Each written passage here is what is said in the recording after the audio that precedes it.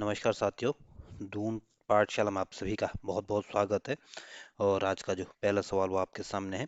पहला सवाल कह रहा है कि उत्तराखंड राज्य के बजट 2025-26 के अनुसार चार धाम सड़क नेटवर्क सुधार के लिए कितनी राशि आवंटित की गई है। तो जो चार धाम है ये आपके गंगोत्री, यमुनोत्री, बद्रीनाथ, केदारनाथ है। और ये आपकी इसके लिए जो सड़क नेटवर्क के सुधार के लिए जो राशि आवंटित की गई थी ये आपके 10 करोड़ रुपए दी गई थी। इस वजह से जो बी ऑप्शन होगा ये आपका सही आंसर होगा।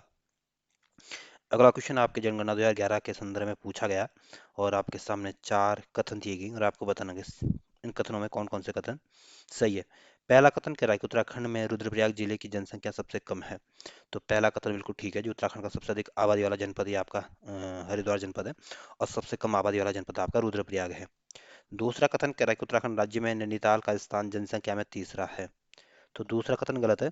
उत्तराखंड में राज्य में जो तीसरे स्थान पर जो जनसंख्या के मामले में नंबर आता है ये आपके उधम सिंह नगर का आता है। और नैनीताल का आपका चौथा नंबर है। पहले नंबर पर आपका हरिद्वार, दूसरे पे आपका देहरादून, तीसरे पे आपका उधम सिंह नगर और चौथे पे आपका नैनीताल का नंबर आता है। इस वजह से दूसरा कथन गलत है। तीसरा कथन कह रहा है कि उत्तराखंड में लिंगानुपात 963 है। तो तीसरा कथन बिल्कुल ठीक है। उत्तराखंड का लिंगानुपात आपके 963 है। चौथा कथन कह रहा है कि उत्तराखंड का जनघनत्व 189 है। तो चौथा कथन बिल्कुल ठीक है। जो उत्तराखंड का जो जनघनत्व है या यूँ बोले उत्तराखंड की जो पॉपुलेशन डेंसिटी है ये आपके 189 है। तो इसमें पहला कथन ठीक है, तीसरा कथन ठीक है, चौथा कथन ठीक है, दूसरा कथन गलत है। तो इस वजह से जो सी ऑप्शन होगा ये आपका सही आंसर होगा। अगला क्वेश्चन है।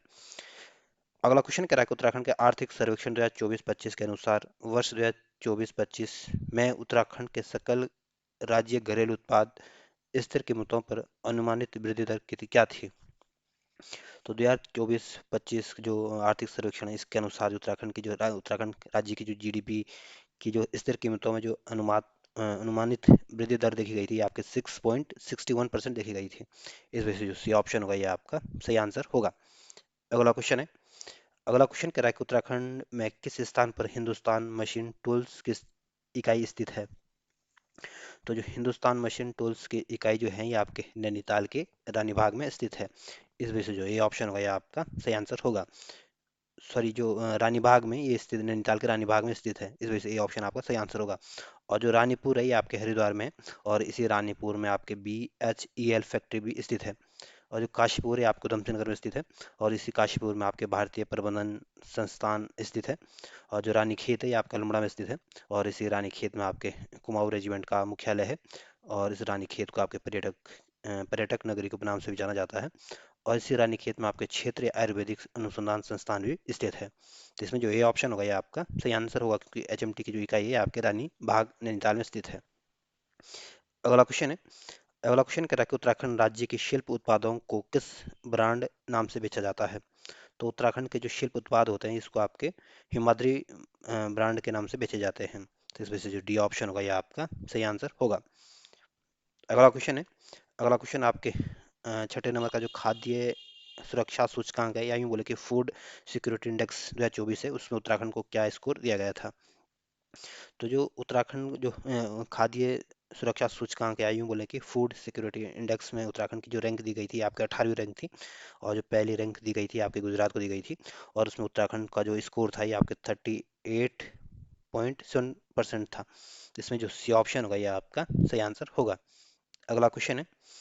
अगला क्वेश्चन कह रहा है कि नीति आयोग के SDG इंडिया इंडेक्स 2023-24 में उत्तराखंड को क्या स्कोर कितना था।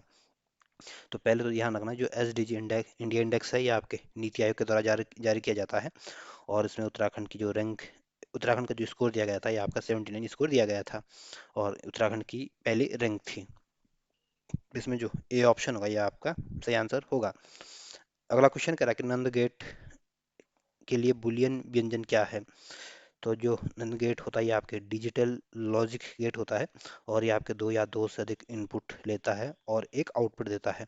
तो ये इसका जो बुलियन व्यंजक व्यंजक होगा ये आपका A.B होगा। इस वजह से जो बी ऑप्शन होगा ये आपका सही आंसर होगा। अगला क्वेश्चन है। अगला क्वेश्चन कह रहा है कि कंप्यूटर के प्रोसेसर की गति को मापने के लिए किसका यूज किया जाता है या किसका उपयोग किया जाता है। तो जो कंप्यूटर के जो प्रोसेसर की जो स्पीड को जो मापा जाता है ये आपके हर्ट्ज में मापा जाता है। इस वजह से जो सी ऑप्शन होगा ये आपका सही आंसर होगा। और जो बाइट है ये आपके कंप्यूटर में डेटा इकाई होती है, और 8 बिट को मिलाकर आपकी एक बाइट बनती है। जो बिट होती है आपके कंप्यूटर की सबसे छोटी इकाई होती है, और ये आपके बाइनरी डिजिट का एक संक्षिप्त रूप है। जो पिक्सेल होता है, ये आपके पिक्सेल होता है, ये आपके एक डिजिटल इमेज की सबसे छोटी इकाई होती है। तो इसमें जो सी ऑप्शन होगा ये आपका सही आंसर होगा। अगला क्वेश्चन है। अगला क्वेश्चन कह रहा है कि ईमेल भेजने तथा प्राप्त करने के लिए किस एप्लीकेशन सॉफ्टवेयर का यूज़ किया जाता है। तो ईमेल को भेजने या प्राप्त करने के लिए जो आपके माइक्रोसॉफ्ट आउटलुक सॉफ्टवेयर का यूज़ किया जाता है। इस वजह से जो बी ऑप्शन होगा ये आपका सही आंसर होगा।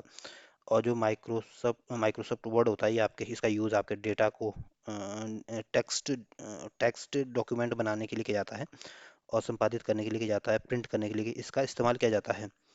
जो माइक्रोसॉफ्ट एक्सेल है इसका यूज़ आपके डेटा विश्लेषण के लिए किया जाता है। और जो माइक्रोसॉफ्ट एक्सेस होता है इसका यूज़ आपके डेटाबेस बनाने के लिए और उसको मैनेजमेंट करने के लिए किया जाता है। तो ईमेल को भेजने और प्राप्त करने के लिए आपको माइक्रोसॉफ्ट आउटलुक का इस्तेमाल किया जाता है। तो इसमें जो बी ऑप्शन होगा ये आपका सही आंसर होगा। अगला क्वेश्चन है। अगला क्वेश्चन कह रहा है कि क्लाउड कंप्यूटिंग में पास का क्या तात्पर्य है।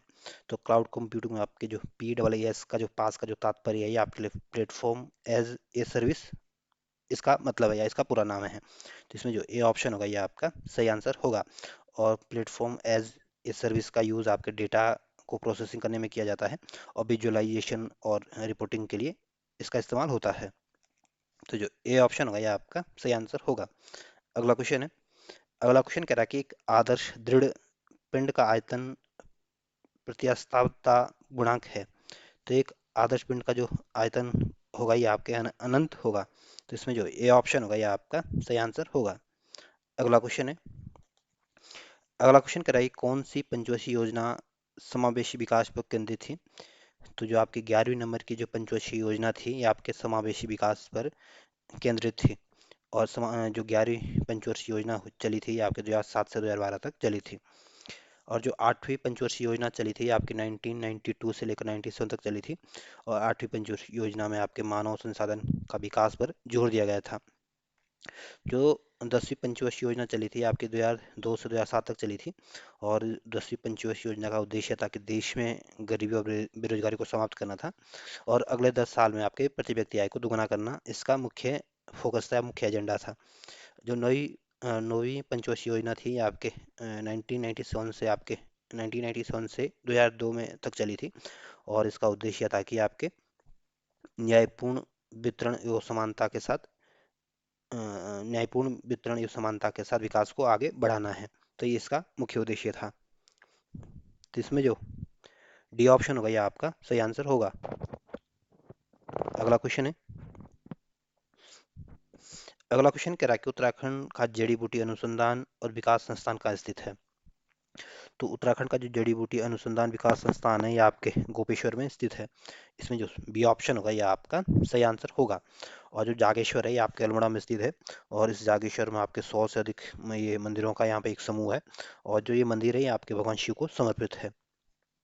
जो रामनगर है ये आपके नैनीताल में है। और इसी रामनगर में आपके उत्तराखंड विद्यालय शिक्षा बोर्ड भी है। और इसी रामनगर में आपके जीबी पंत हिमालय पर्यावरण एवं विकास संस्थान भी स्थित है। और जो बागेश्वर है इसको आपको उत्तर के वाराणसी के नाम से जाना जाता है। और वाराणसी आपके इसको उत्तर का वाराणसी के नाम से जाना जाता है। और इसको 1997 में डिस्ट्रिक्ट बनाया गया था। और बागेश्वर आपके एक कुमार मंडल का एक डिस्ट्रिक्ट है। तो इसमें जो बी ऑप्शन होगा यह आपका सही आंसर होगा। अगला क्वेश्चन है। अगला क्वेश्चन कह रहा है कि जब दूध दही में बदलता है तो खट्टा स्वाद हो जाता है, तो ये किस कारण से होता है। जब जो दूध दही में बदल जाता है उसका जो स्वाद जो खट्टा हो जाता है ये आपके लैक्टिक अम्ल के कारण ऐसा हो जाता है। इस वजह से जो सी ऑप्शन होगा ये आपका सही आंसर होगा। और जो एसिटिक अम्ल होता है ये आपके इसको एथेनोइक अम्ल भी कहते हैं। और इसकी वजह से जो सिरका का जो स्वाद होता है खट्टा हो जाता है। और सिरका इसका एसिटिक अम्ल का सिरका इसका मुख्य घटक होता है, जिसके वजह से स्वाद खट्टा हो जाता है। जो सिट्रिक अम्ल होता है ये आपके खट्टे फलों में पाया जाता है। और जो टार्टरिक अम्ल होता है ये आपके जैसे अंगूर इमली आदि फलों में पाया जाता है।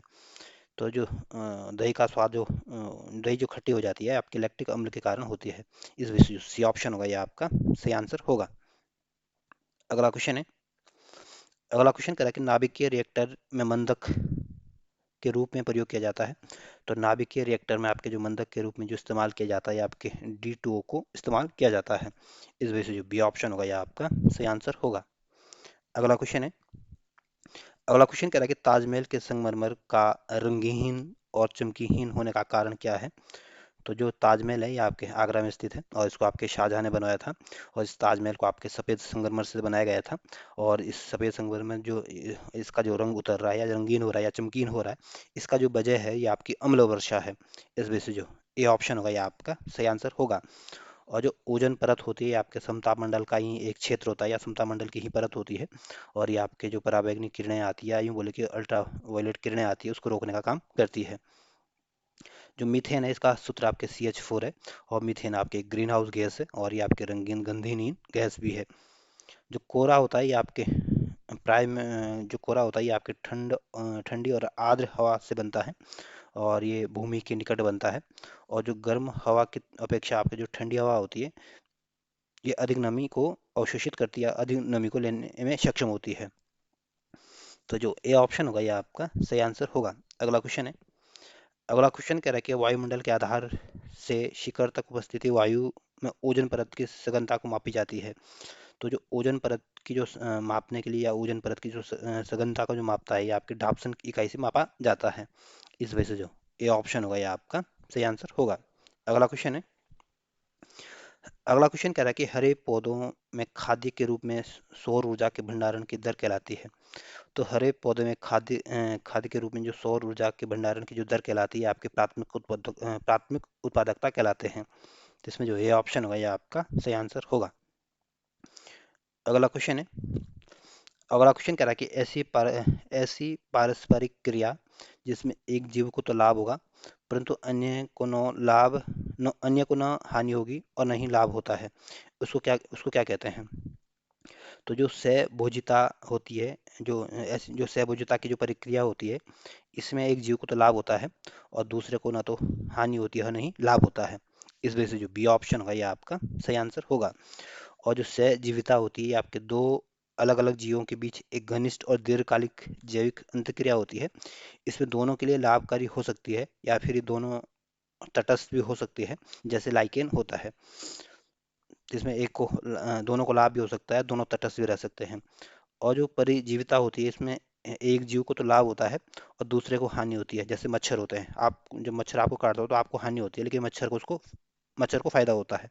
तो परिजीविता में एक को लाभ एक को हानि, सहभोजिता में एक को लाभ दूसरे को ना तो लाभ ना हानि, और सहजीविता में दोनों को लाभ हो सकते हैं या दोनों तटस्थ हो सकते हैं। और शोषण का मतलब होता है कि किसी व्यक्ति या वस्तु को अपने लाभ के लिए अनुचित तरीके से उसका इस्तेमाल करना। तो इसमें जो बी ऑप्शन होगा ये आपका सही आंसर होगा। अगला क्वेश्चन है, अगला क्वेश्चन आपके नंदा देवी बायोस्फीयर रिजर्व के संदर्भ में पूछा गया और आपके सामने दो कथन और आपको बताना कि इसमें कौन कौन से कथन सही है।